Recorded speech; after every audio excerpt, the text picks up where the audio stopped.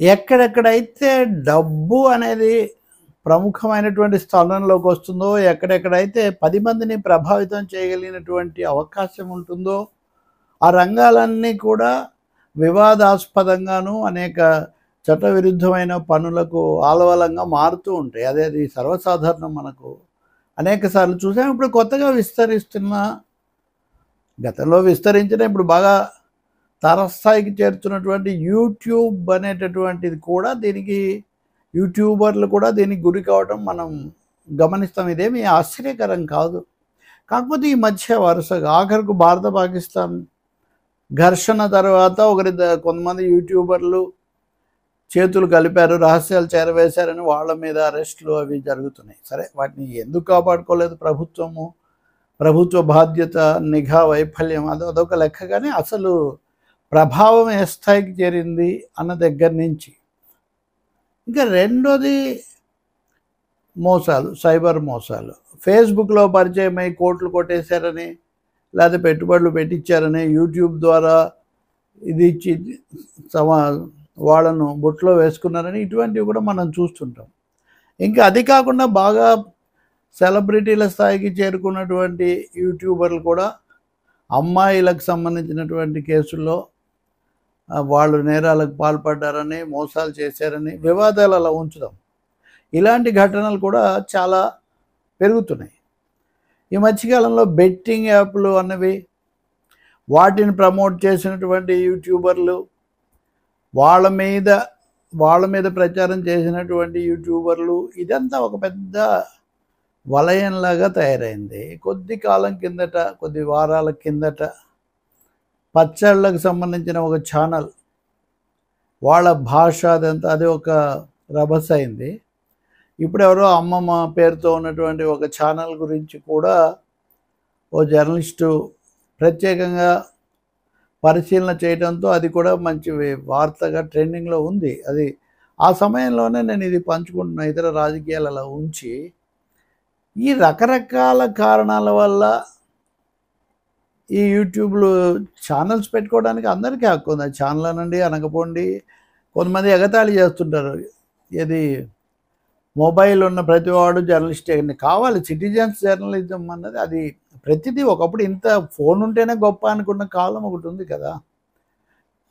కానీ ఇప్పుడు దాన్ని అందుబాటులోకి తీసుకొచ్చారు. కొంతమంది అంటున్నట్టుగా ఇదే పెద్ద అభివృద్ధి అని కూడా నేనేమన్నాను.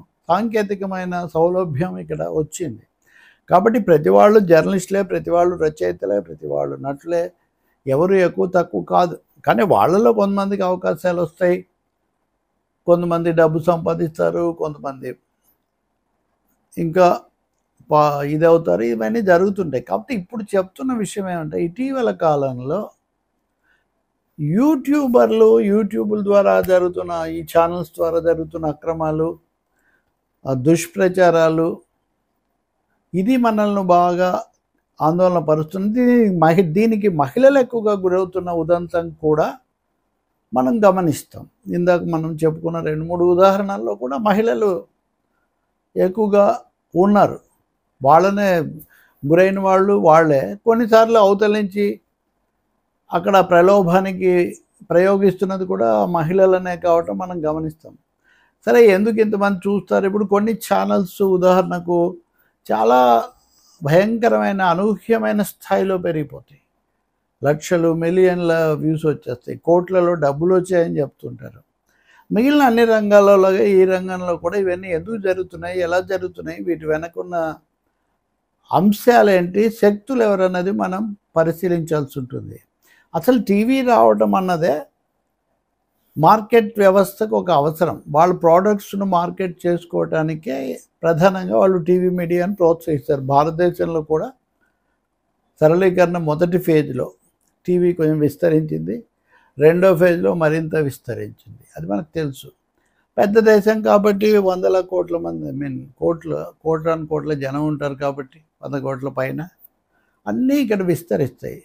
అది ఇక్కడ అక్షరాస్యతకు సంబంధించిన సమస్య కూడా ఒకటి ఉంటుంది. కాకపోతే ఈ తాజాగా 3-4 ఛానల్స్కి సంబంధించి మనం చూస్తే, ఒకటి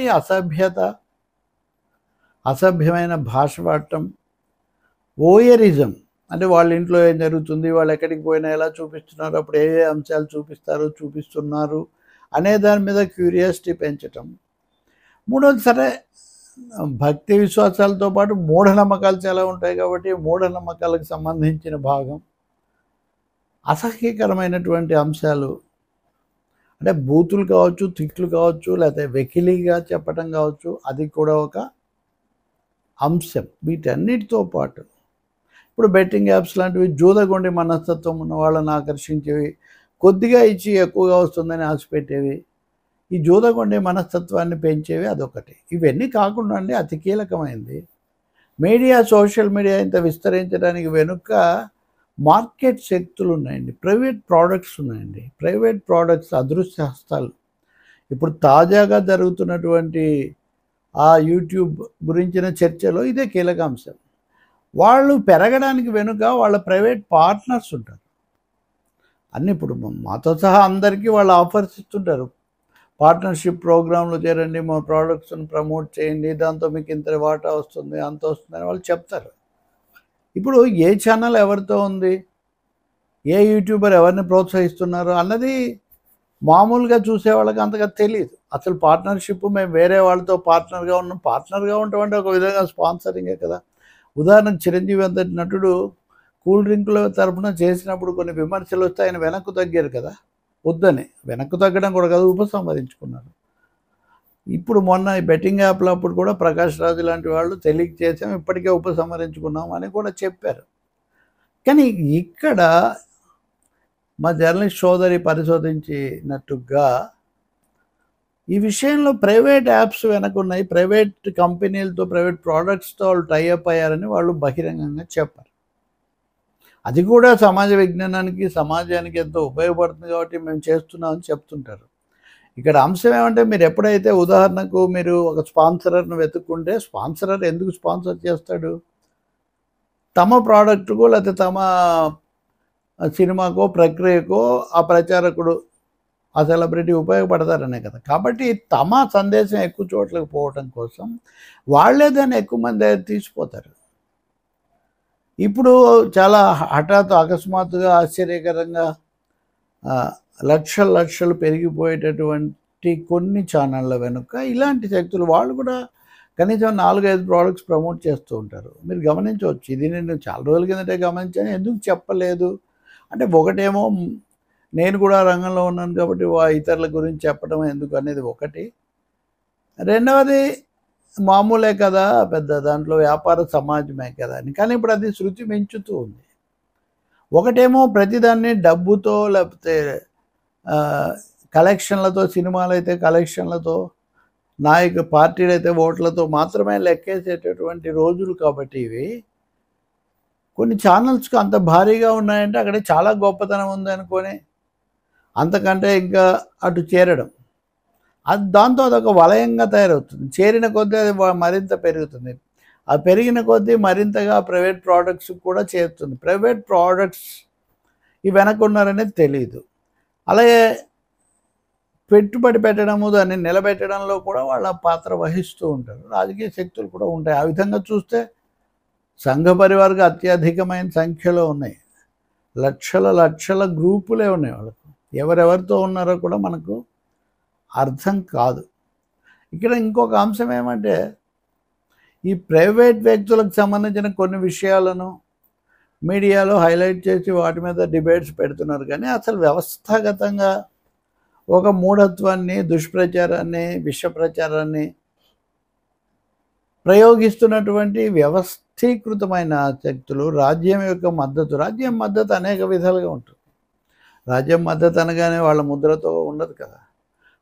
అటువంటి వాళ్ళు వాటిని మనము పూర్తిగా అర్థం చేసుకోవాల్సి ఉంటుంది. బిట్వీన్ ది లైన్స్ అంటారు కదా పత్రికలో అయితే, లైన్స్కు లైన్కు మధ్యలో ఏముంది, అసలు వీళ్ళు ఎందుకు చెప్తున్నారు, నిన్న ఏం చెప్పారు, ఈ విధంగా మాట్లాడే వాళ్ళు ఈ విషయం ఎందుకు చెప్పలేదు, వీళ్ళు డబుల్ స్టాండర్డ్స్ పాటిస్తున్నారా? రెండోది, వీళ్ళు ఈ విషయం చెప్పడాల్సినంత అవసరం ఉందా? కొన్ని వ్యాపార ప్రయోజనాలు, ప్రోడక్ట్స్ను వీళ్ళు ఎందుకు ప్రమోట్ చేస్తున్నారు, ఆ అడ్రస్లు ఎందుకు ఇస్తున్నారు, ఇవి పరిశీలించాలి కదా.